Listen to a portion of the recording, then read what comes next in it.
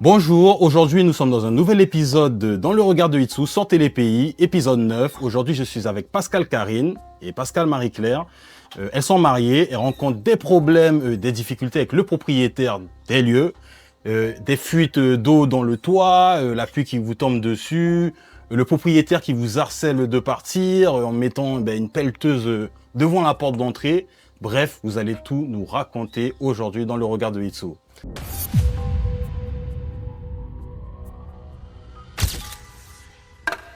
Alors bonjour Karine. Bonjour. Bonjour Marie-Claire. Bonjour. Est-ce que vous pouvez me raconter la jeunesse des choses, comment ça a commencé? Tout a commencé il y a bientôt 3 ans. Le 1er avril qui vient fera 3 ans. On a visité au départ un bien qui se trouve 2 maisons plus loin, qui appartient au même propriétaire, D'accord. mais qui est vraiment une toute petite maison avec 0 clôture, salon qui fait salle à manger en même temps et où il y a une seule porte qui fait chambre salle de bain. D'accord. Donc trop petit pour nous parce qu'on vit énormément en extérieur. Et on nous a proposé celui-ci où il y avait déjà un couple avec un bébé qui était dedans et qui avait hâte de partir, mais à l'époque on n'avait pas compris pourquoi. Vous n'avez pas eu le temps de discuter avec? Non, en Je fait, pense. le propriétaire nous faisant faire la visite nous a pas laissé discuter avec et on ne s'est pas posé la question du pourquoi alors qu'on aurait dû. D'accord, donc dès ce moment-là, il y avait quand même un jeu du propriétaire à... Des signes Voilà, qu'il des aurait fallu signes. prendre en compte et qu'on n'a pas su voir. D'accord. Et justement, à propos de ces signes, du coup, vous emménagez. Oui. Quand vous arrivez, j'imagine que c'est là que vous vous rendez compte de la chose, de l'horreur de la chose. Ça s'est passé un tout petit peu avant. En fait, il nous a demandé notre accord que l'on a donné. Suite à ça, je lui ai expliqué que j'étais maître chien, que D'accord. j'avais donc mes chiens. Il nous a dit OK, combien? Donc on lui a dit le nombre de chiens. À l'époque, je crois qu'on en avait 8, un truc Ok. comme ça. Il nous a dit OK, mais quand même par rapport au voisinage, les chiens ça aboie et tout. J'ai dit non, comme je suis maître chien, les miens sont dressés. Donc ils n'aboient pas, sauf si on vient devant le grillage. Et effectivement, on Que fait cette vous avez interview. pu constater en venant. Donc il nous a dit OK. On est rentré dans notre logement de l'époque en donnant notre préavis puisqu'on avait un accord du propriétaire. Et quand on a donné notre avis, le soir même, il nous a dit ah finalement non. Et je lui ai dit mais nous on a déjà donné notre préavis et à cause de vous on va se retrouver sans logement parce que vous nous avez donné votre accord et donc on a donné notre préavis en fonction de ça. C'est sûr. Donc comment ça se passe? Il a réfléchi, le lendemain il est revenu vers nous, nous a dit bon ok, mais on fait un bail à 1 an, on va dire bail à l'essai vis-à-vis des chiens. Et je lui ai dit c'est pas légal, c'est un logement vide, c'est pas un logement meublé. C'est un bail à 3 ans. Il fait ah non, non, non, non, dans des conditions particulières, on peut faire un bail à 1 an. Je lui ai dit non, pas du tout. Mais soit. D'accord. On a accepté le bail test, on va dire, d'1 an. Ok. Sachant que, vis-à-vis de la loi, par tacite reconduction, quand l'année est finie, ça reprend un bail normal à 3 ans. Ok. Donc, on est parti là-dessus. Il nous a fait comprendre que l'état des lieux se ferait au départ des anciens locataires. Ok. Sauf que les anciens locataires ont tardé à partir. Ça nous a mangé 1 semaine en tout sur notre arrivée à nous. À l'arrivée, il n'y avait pas d'ampoule dans les éclairages. Il n'y avait pas de cuvette de toilette dans les toilettes. Enfin, que des choses comme ça. Aucun joint autour des éviers. L'électricité quasi inexistante avec un globe sur la terrasse alors qu'il fallait minimum 3 éclairages. Travaux En vue, je me suis dit forcément. qu'il fallait faire des travaux forcément. Donc j'explique ça au propriétaire, il me dit vous inquiétez pas, il y aura un état des lieux quand le locataire sera sorti. Le locataire est sorti, il n'y a pas eu d'état des lieux de sortie. Nous sommes entrés, il nous a dit demain, mais demain c'était toujours plus tard. On n'a pas eu d'état des lieux d'entrée. Pareil, c'est une propriété 3/4 clôturée, mais il manque le portail parce qu'à l'époque, un poteau avait été mangé par les termites et il fallait le changer. Et ça a été pareil, demain, ça a duré 1 an et demi pratiquement. Ok. Il a fait changer le poteau. Le portail devait suivre. On l'attend encore. 1er avril 2026 fera 3 ans qu'on est là. On attend le portail qui doit être demain. D'accord. Et tout comme ça, l'éclairage insuffisant, je travaille l'électricité, je travaille la plomberie, je travaille tout ça en autonome. J'ai fait énormément de travaux. Dans les accords, c'était OK, vous faites une avance de frais et je vous rembourserai en fonction. Les avances de frais ont été faites, mais on n'a jamais eu aucun remboursement. Ok. Les premières nuits qu'on a passées là, on s'est aperçu que la lumière vacillait. C'était étrange, on ne trouvait pas ça normal. Chute de tension. On s'est renseigné, il s'est avéré qu'il y a un seul compteur électrique et pas de différentiel, et ce pour 4 maisons. C'est-à-dire la maison du propriétaire, notre maison qui est mitoyenne, donc avec 2 locataires différents, et la petite maison isolée. Du coup, ça fait 4 maisons sur le même compteur. Un compteur pour 4 maisons, et donc je ne sais pas combien de personnes. Et un seul disjoncteur, et pas de différentiel. D'accord. Donc là, alors que même avec un seul disjoncteur, il devrait y avoir un différentiel par logement. Oui, au minimum. En cas de problème feu ou autre. Donc il n'est pas conforme. C'est pas conforme du tout. D'accord. C'est pas conforme du tout, et le disjoncteur est à l'intérieur de notre partie. Ce qui fait qu'à chaque fois que je pars travailler, si le compteur tombe, on me téléphone au travail en me disant « Vous devez revenir, vous devez relever le compteur ». Mais attendez, là c'est un métier. Vous n'avez rien à voir. Je suis payée pour aller travailler et pas pour rentrer chez moi toutes les 2 minutes relever le compteur. Donc ça vous est déjà arrivé une fois de rentrer du travail pour devoir couper? Ça m'est arrivé une fois parce que j'étais en pause et que je pouvais le faire ce jour-là. Mais même quand même. Après, j'ai dit au propriétaire, par contre, non, pas 2 fois. Et en plus, vous habitez à, on est à Macorias, vous êtes à Cayenne. Il y a une notion en droit du logement qui s'appelle jouissance tranquille du bien. On ne l'a jamais eu. On ne l'a jamais eu. On s'est aperçu après que le propriétaire qui se dit agent immobilier, 1, ne connaît rien en loi immobilière, et 2, fait tout pour toucher ses loyers, mais sans contrepartie, c'est-à-dire qu'il entretient les lieux, etc. Rénovation électrique, rénovation de plomberie, rénovation... Rien. On a des chauves-souris, on est toutes les 2 asthmatiques, il y a des fientes de chauves-souris qui coulent le long des murs. Il y a une invasion de chauves-souris dans le toit. Et il y a des fientes de chauves-souris qui coulent le long des murs et le long des plafonds. Non. Donc qui est extrêmement allergène. Et nous, en tant qu'asthmatiques, oui, aussi. Mais à côté de ça, nous, c'est un problème de santé. Ah ben oui, clairement. C'est que, clairement, s'il y a des défiantes, il y a des poussières qui vont avec. Et nous, en termes de santé, c'est pas top. Même quelqu'un qui ne serait pas allergique aurait ça dans ses voies respiratoires et ce serait pas top. Je comprends. Donc on lui a signalé. Il a dit non, c'est pas vrai, il n'y en a pas. Il a fait venir une fois un technicien qui est monté dans le toit, qui a dit clairement, il y a des traces de chauve-souris absolument partout. En plus, c'est pas pour vous faire peur, mais en haut, c'est plein de termites, il y a plein de vent-vent. Il a dit, en plus, les fils électriques, ça rentre dans le toit, mais il y a 0 gain, c'est en mode Spider-Man, là-haut, c'est une toile d'araignée, il y a des fils électriques dans tous les sens. Par la suite, on s'est aperçu aussi que quand il pleut dehors, il pleut dedans en même temps. À tout moment, je vous enverrai des vidéos et des photos. D'accord, je les afficherai juste ici d'ailleurs. Ça marche, et vous verrez que on est réveillé en pleine nuit parce qu'il pleut et qu'il pleut sur nous en même temps. Donc on a filmé le plafond, on a filmé dehors, on a filmé dedans. Ça pleut aussi bien sur la terrasse qu'à l'intérieur de la maison, par les plafonds. Ok.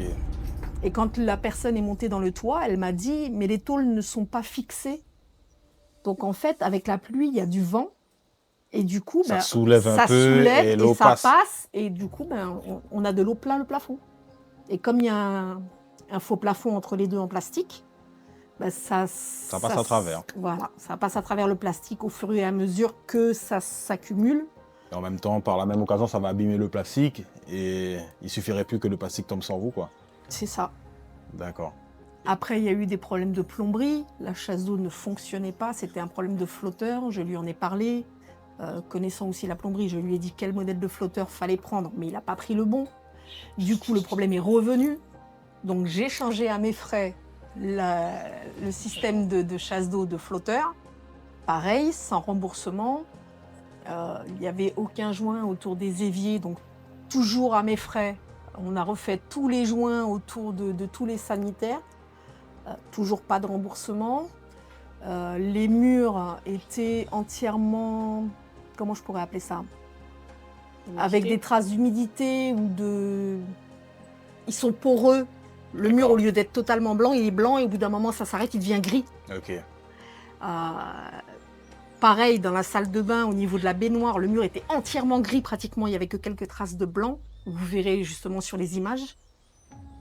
On a repeint, ne serait-ce que pour une question, nous, de santé, justement. Au niveau de la robinetterie, on a les robinets de la baignoire de salle de bain qui, à même le mur, pendent et bougent quand on touche, quand on essaie de mettre en marche la douche. Non, mais là... Donc ça menace en fait de s'arracher à tout moment.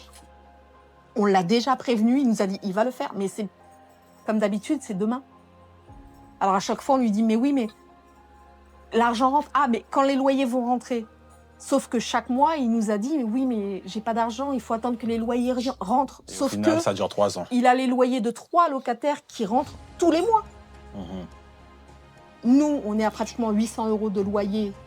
800 en plus. Tout à fait, pour un F2. Donc nous, notre loyer pour un F2, c'est 780 €, donc presque 800 €. Dans cet état-là, avec zéro réparation au fur et à mesure, et la vétusté justement qui s'amplifie et qui s'aggrave au fur et à mesure.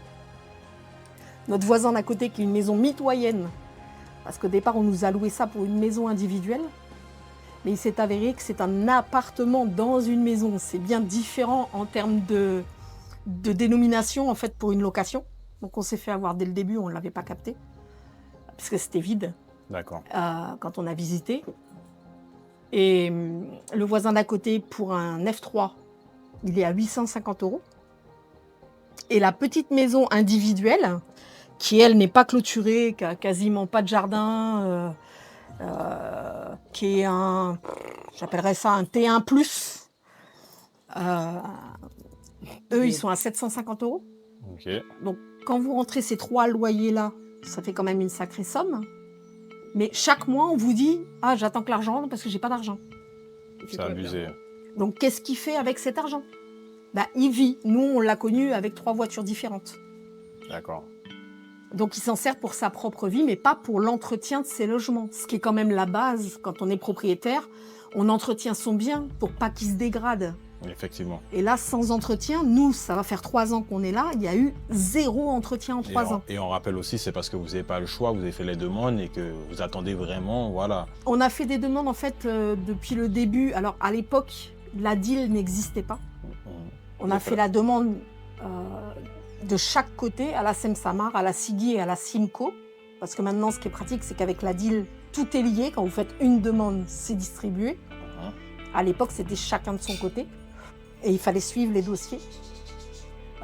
Ça n'a rien donné. On est devenu prioritaire parce qu'étant travailleur handicapé, au bout d'un certain moment, vous devenez prioritaire sur le logement. Ça faisait 8 ans qu'on demandait, qu'on n'avait même pas une visite. Parce qu'on nous disait ça doit passer en commission, mais ça doit. Et ça passait pas. Donc vous êtes considérés quand même comme des travailleurs handicapés et vous vivez tout ça en plus. Ça a été acté que l'an dernier. Ok. Mais on était déjà sur la liste des demandeurs en tant que travailleurs handicapés, mais ça n'avait pas été confirmé encore. D'accord. Donc on est devenu prioritaire au logement, on est passé par le DALO. Le DALO nous a dit pareil, c'est en cours, il doit y avoir des commissions. On attendait la commission. Quand la commission avait lieu, on attendait le retour de la commission qu'on n'avait jamais. Donc au bout de 8 ans, on est passé par particulier à particulier pour que ça aille plus vite. Et au final, on a pris ce qu'on a bien pu trouver, qui nous allait. C'est-à-dire que entre son handicap et le mien, il nous fallait un bien de plein pied, individuel, si possible au calme, et clôturé pour nos animaux, parce qu'on a des chiens et des chats. Et on n'a pas tout eu.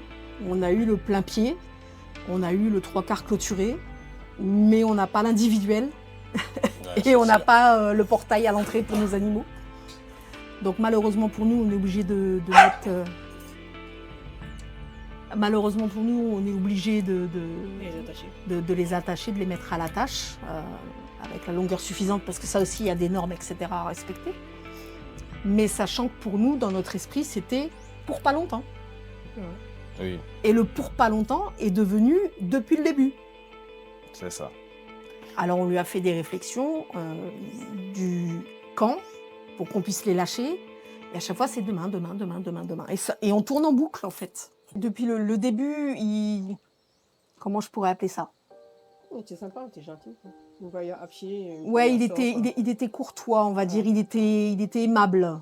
Quand il nous voyait, parce qu'à l'époque, on n'avait pas de véhicule, on venait de se faire cambrioler de l'adresse précédente. D'accord.